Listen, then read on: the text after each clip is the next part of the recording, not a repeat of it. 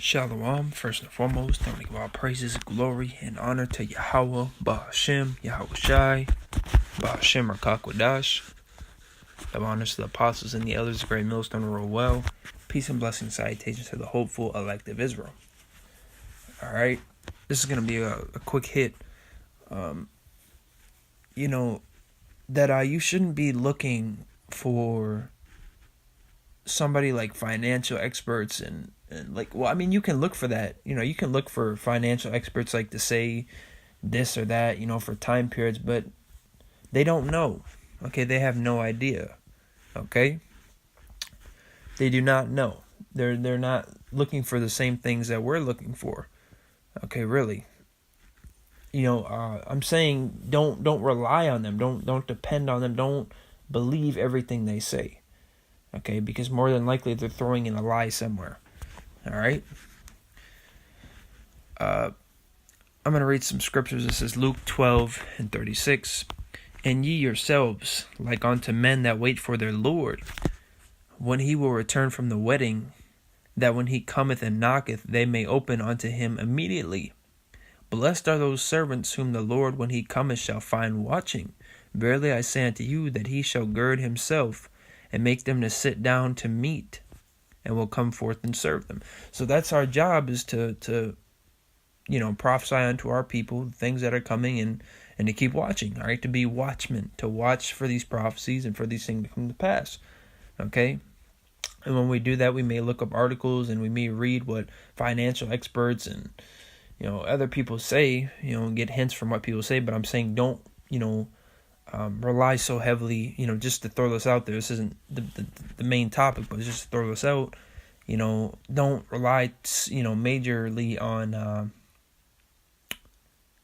financial experts, because they're not prophets, okay? They're not the prophets, okay? So like the economist, he says 70% stock crash on November 1st. That may or may not happen. Lord willing it does, but, don't be bummed out or lose any faith because it doesn't happen on November 1st, okay? Because Yahweh's the one that controls everything, man.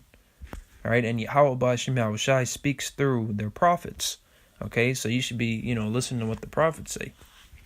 But the day of Yahweh, we don't know, okay? Only He knows that, and He, as in Yahweh, only Yahweh knows the day of judgment, okay? That final day with the nukes, and when He's going to send His Son Yahweh Shai back with the angels to gather the elect. Verse 38. And if He shall come in the second watch, or come in the third watch, and find them so, blessed are those servants. And this know, that if the good man of the house had known what hour the thief would come, he would have watched, and not have suffered his house to be broken through. Be ye therefore ready also, for the Son of Man cometh at an hour when ye think not. Alright, so, we're supposed to be watching, man.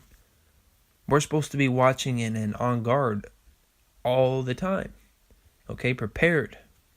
Because we know through the scriptures and the spirit and power of Yahweh Ba'ashem Yahweh Shai, first and foremost, we know that these things are coming. We know that these things are fast, very fastly approaching. Okay, they're right at the door. We understand these things, right? So our job is to watch.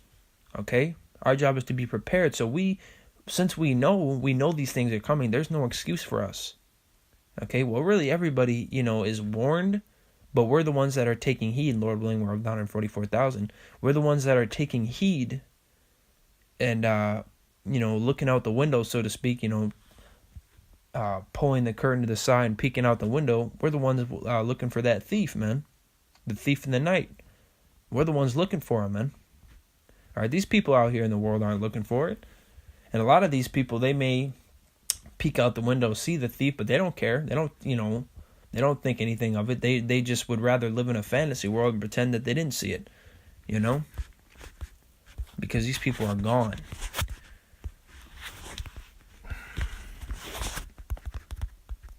So it's going to come out of nowhere, man.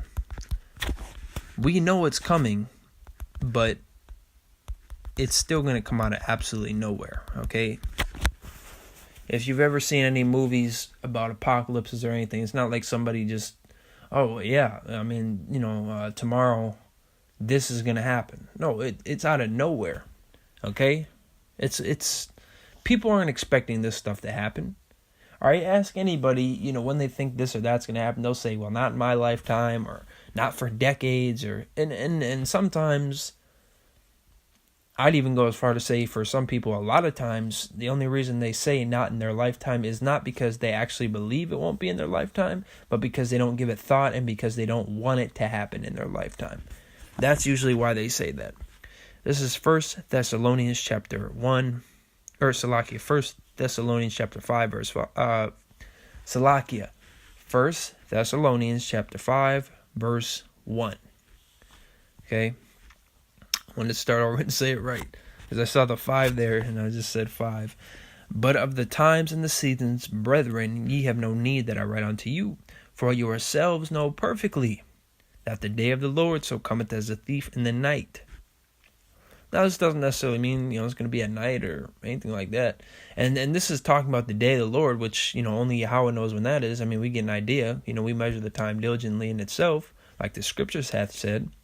But a lot of things even before that, like Jacob's trouble, which is, going to be a time period of trouble for the Israelites, mainly, especially the 2/3, for, a certain period of time, however long it may be.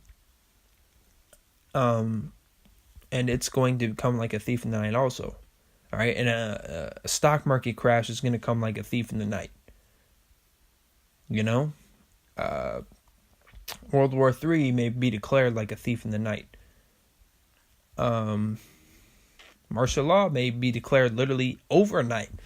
Whatever time. They can literally declare it at any given moment, man. It's not, these things. People think that these things are far-fetched and they think these things are far away, but really they're just living in a fantasy reality. A false reality, I should say. They're living in a fantasy world. They're not living in the real world. They're not living in reality itself. They're living in a false reality, right? They're living in a fantasy world. Okay, they're basically living in they got like a VR headset over their head, living in some different world from us. Apparently, because they believe that these things are far-fetched. They believe that these things are all conspiracy theories. But really, all hell could break loose any given day. So, but that's why it constantly says like a thief in the night. Because they're not looking for that thief. No thief is going to come up to you and tell you, yeah, tomorrow night I'm going to break into your house. Because then you're going to be watching, right? Well, Yahweh Shai have let us know that a thief is coming. Okay, they've let us know that a thief is coming and that we need to stay on guard, man. Okay, so we're going to be watching. We're going to be prepared, Lord willing. All right? And these people, we tell them, the thief is coming. They don't care. Some people may pay attention for a while and then eventually they see that he didn't come yet, so they just give up and stop paying attention. Then all of a sudden, bam, thief breaks in their house when they fell out, man. When they gave up on watch. Whatever the case may be, but we have to stay on watch. We have to be sober-minded. We have to be diligent. Okay? Keep watching for these prophecies, man, because they're coming to life every day.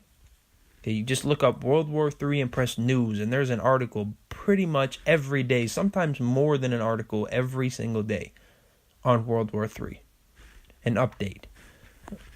So if that doesn't show you even a little bit what time we're in right now and how close we are, then you gotta pray for better vision regarding that, man. All right, because we are very, very close. Verse 3. For when they shall say peace and safety, which is what they say right now. That's how people think. That's how people have been thinking. Okay? And a lot of our people, the Israelites, are prideful and stiff-necked as hell, man. And Yahweh is going to snap that in half. Okay? Yahweh is going to humble people down, man, in very serious ways. Very scary, terrifying ways. Unless they repent. Then sudden destruction cometh upon them. It says sudden destruction, as travail upon a woman with child, and they shall not escape. But ye, brethren, are not in darkness, that day should overtake you as a thief. Ye are all the children of light and the children of the day. We are not of the night nor of darkness. Therefore, let us not sleep, as do others, but let us watch and be sober. All right, so it doesn't mean, literally don't go to bed. It just means, spiritually stay woke, man. Stay watching, okay? Because there's a lot of people that go to bed.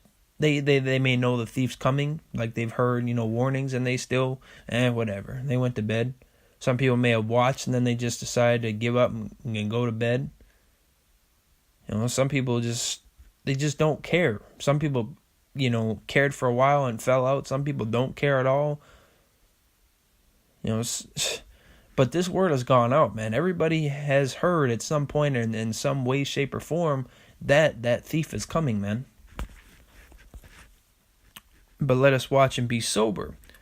For they that sleep, sleep in the night, and they that be drunken are drunken in the night.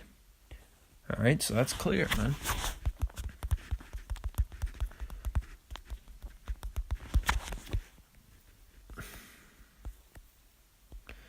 I'm going to close out with this. This is 2 Peter chapter 3, verse 10. But the day of the Lord will come as a thief in the night, and the which the heavens shall pass away with a great noise, and the elements shall melt with fervent heat. The earth also and the works that are therein shall be burned up.